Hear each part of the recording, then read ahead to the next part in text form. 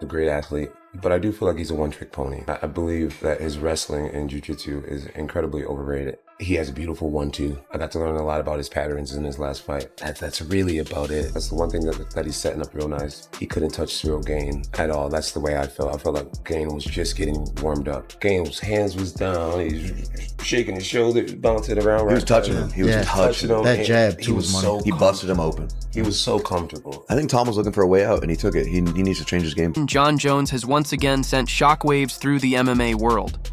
This time by calling out Tom Aspinall to headline the upcoming UFC White House card. But many fans aren't convinced. For weeks, Jones has been taking shots at Aspinall, mocking him, belittling him, and bringing up his name in nearly every interview. Now that he's suddenly offering a fight, people are questioning whether it's genuine or just another mind game from one of the sport's most polarizing champions. When Tom gets hurt, he's like immediately incapacitated. It's like, you poke my eye and then he's like immediately, there's no like... Trying. He didn't try. Trying. Same thing with Curtis Blaze. When he hurt his knee, there was no limping, there was no trying to get up. It was just like immediately... Yep.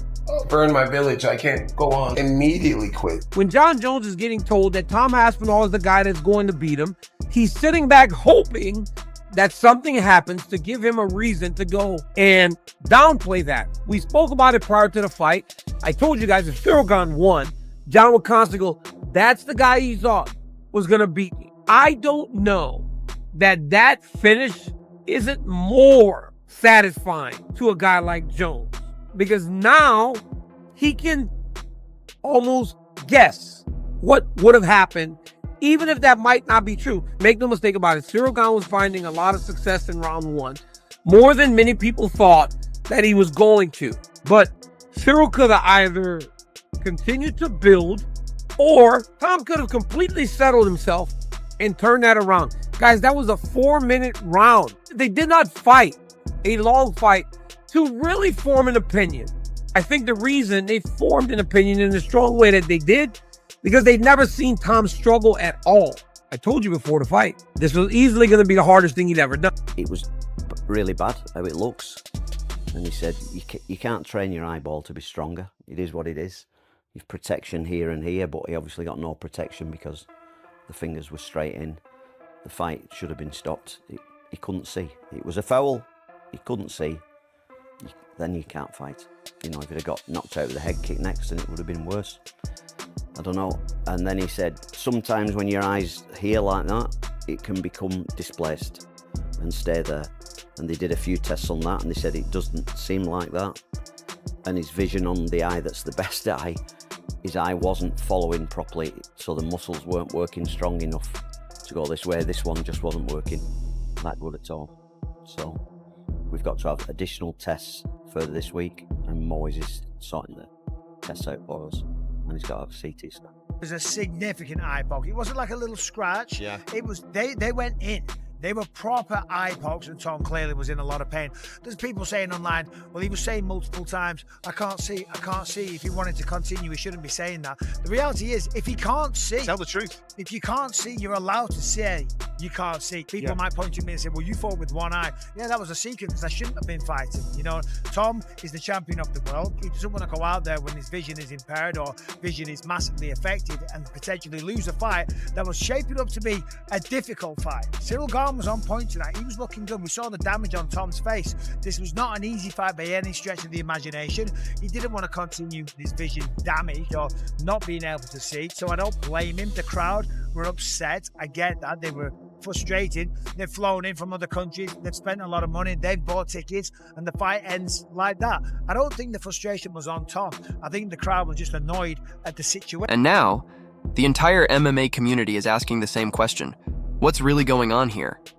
Ever since Tom Aspinall's fight with Ciryl Gane ended in a controversial no contest due to an eye poke, Jon Jones has been absolutely relentless. He's shown up to live events wearing an eye patch, mocked Tom across social media, and continued taking shots at him in nearly every interview. What started as playful trash, talk has turned into something far more personal, and fans are starting to wonder if Jones has crossed the line. I'll be interested to see if he wins his next fight. Ciryl Gane was supposedly. There's a video that hasn't gone viral, but one of his losses, he was very much an adult. believe already a black belt, and he was taken down, and the guy twisted his ankle. He had no defense. He tapped so quickly. I had a fight where I got arm barred, and I was literally willing to let somebody break my arm before giving up. Go for Belfort. With Tom, the moment he felt any pressure on his ankle, he tapped immediately, which lets me know a lot about him. That being said, I love Tom. I'm a big believer in Tom. But there are some holes in his game if you watch enough fighting. Even though he's starching everybody, he's not starching elite level guys. He's beating and demolishing guys that are offered to him, but the heavyweight division has never been weaker. So you're basically the king of the mediocre heavyweight division. But again, not his fault. But with saying that, it goes to show that Tom does have some issues in his game that at a certain level will get exposed. So if you bring up Tom's record, my issue for Tom is, so Tom's one of the most athletic. Gane might be the only more athletic heavyweight in the division, but Tom's fucking right up there. So Tom's big, he's fast, he's athletic. He has jiu-jitsu as far as we know. We had to take that with a grain of salt, even though he grew up in diapers in his jiu-jitsu gym. His dad was a jiu-jitsu owner. This isn't a knock on England, but it's going to be different. It's just different over there. Wrestling credentials, it's just different over there. They're not the same level as other parts of the world. So Tom's thing, right, is he's basically a knockout artist. How do you stop eye pokes in the UFC? Andy Aspinall was in the hospital with Tom and saying, I think it would be useful to analyse the people who do it and get away with it in the fight, win the fight, and everybody forget that the guy get poked in the eye. I just think it's unfair. I feel like this going forward, as soon as someone gets poked in the eye, accident or not, it's a point deduction. Doesn't need to be a disqualification, but they need to be losing something on the scorecard. Jim Miller fought at UFC 100, 200, and 300, and he said, unfortunately, we're probably going to see someone lose an eye in the octagon. And then also, on top of that, it was knuckle deep. He was 2 fingers deep into Tom's eyes. I could understand the booing a bit. They paid a lot of money for these tickets, have traveled many hours to get there. But anyone that's saying he was looking for a way out, you kind of are stupid. Tom was poked in the eye. As a matter of fact, he was poked in both eyes. Now, I don't believe Ciryl did that on purpose. So, I also can't, or am not mad at Ciryl. But I am mad. I'm looking for somebody to blame. But I don't quite know who to blame. Now, before we get to that, okay, there was a pretty interesting fight going on.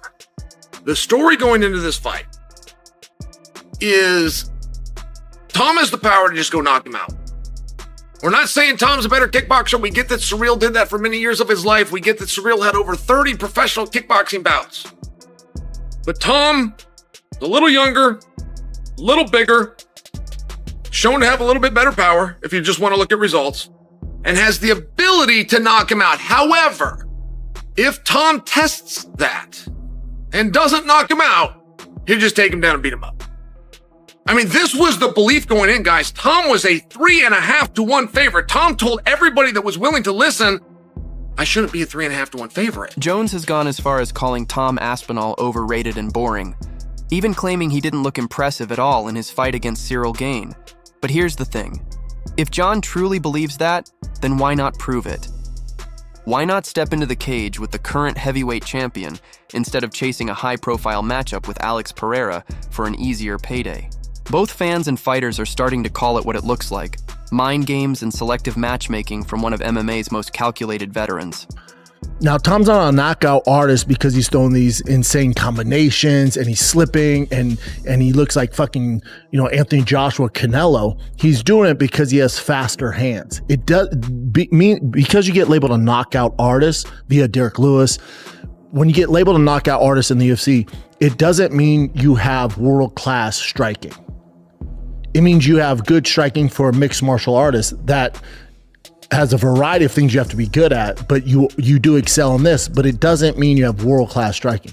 So Tom's thing is he has really fast hands for big heavyweight. And if you look at the guys he's beat, I would love to hear the argument that he's beat high-level world-class strikers. Which one of the guys that he beat would you label, if you're listening to this on your way to work or if you're watching this, if you have a knowledge on mixed martial arts and just striking in general, whether it's kickboxing, boxing, Muay Thai, which one of his opponents would you say was world class? And for you, are these two, like, are you interested in Tom at this point? Is he in your thoughts as well? Ele é uma luta que te interessaria, que está na sua mente? Quem? Tom Aspinall. Bom, eu falei, eu lutaria com qualquer um no peso pesado, mas o Jon Jones é o campeão, eu sou campeão. Se fosse o Tom Aspinall, é óbvio que eu iria lutar com ele. I'll fight anybody anyway, but I'm the champion, I'm the champion.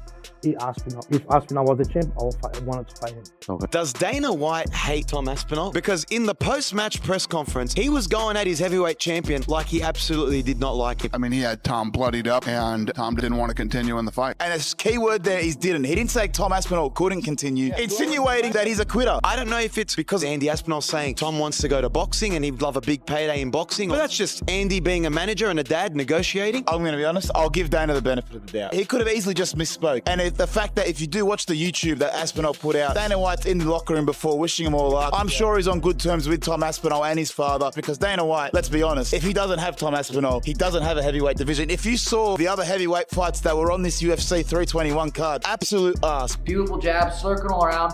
He won he won that round. Both those guys, for being heavyweight, can move so well on their feet. God, that was going to be such a sweet fight.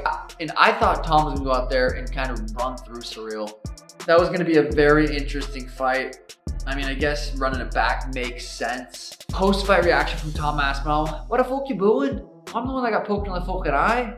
There's nothing I can do about it. I'm not the one that fucking poked him. I get it, you're frustrated. I don't think the fans weren't booing at Tom for not continuing. I don't think the fans are booing because, you know, it sucks. It's the main event, you want to see a fight. But every time like a first reaction happens, a nut shot, an eye poke, you don't think it's, all right, it's gonna get stopped. And when it does, it sucks. Oh God, I remember when the Pedro fight got stopped. It was in the second round, and I was feeling like I would just get started.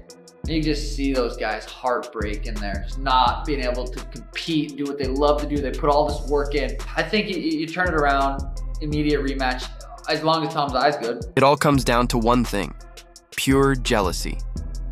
Tom Aspinall has earned the respect of fans the hard way, through dedication, humility, and consistent performance inside the octagon.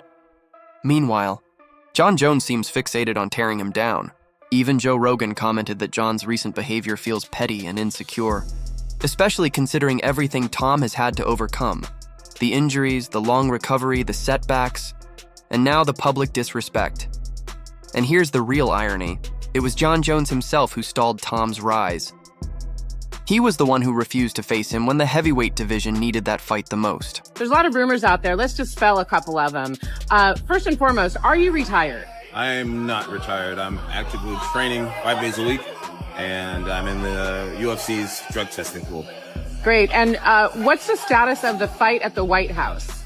I don't really know. It's kind of out of my control right now. I'm training for the event. I'll be ready for the event. That's my goal. That's my intention.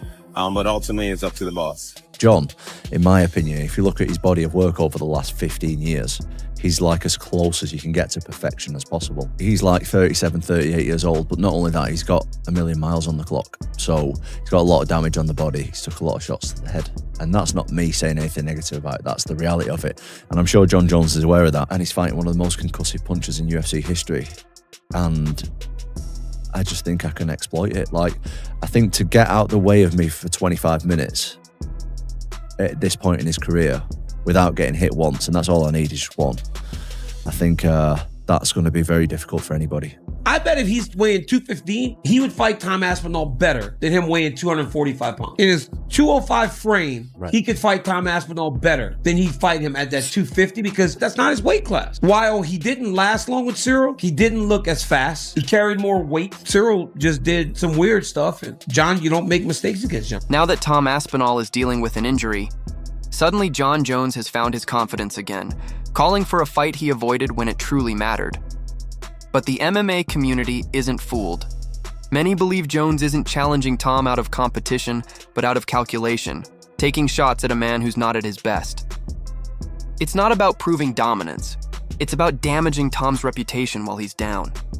If Jon Jones genuinely wants to headline the UFC White House card, there's only one fight that makes sense: a showdown with the heavyweight champion himself.